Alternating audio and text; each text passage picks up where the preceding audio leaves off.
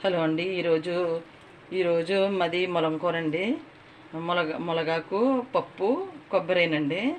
పప్పు నానబెట్టి అది స్టవ్ మీద పెడితే ఒక 5 నిమిషాల్లో ఉడికిపోయిందండి.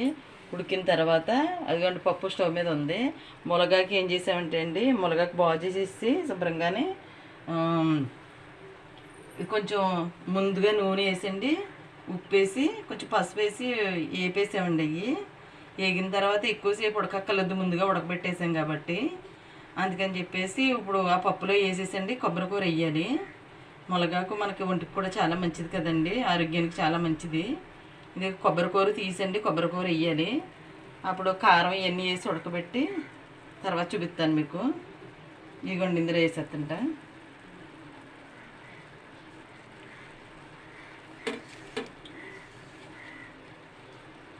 మనకి పచ్చివాసన అయ్యి రాకుండా ఉండాలనుకుంటే కనుక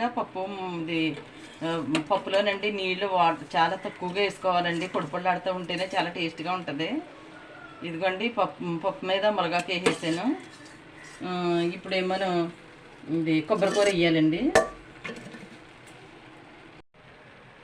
ఇదిగోండి ములగాకు పప్పు అడుగును ఉడుకుతుందండి, పైన ములగాకు వేస్తా. ఇప్పుడేమో కొంచెం కారం వేయాలండి.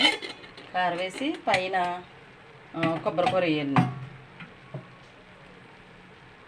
ఇవ్వండి పసుపు,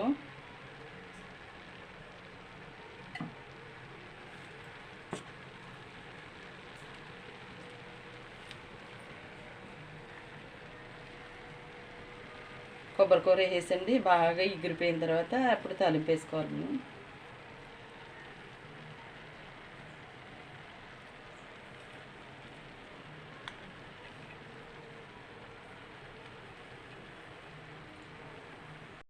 ఇవన్నీ కలిపితే అలా పొడిపొడిలాడుతూ రావాలండి. కొంచెం మగ్గిన తర్వాత తాలింపు వేసేయచ్చు.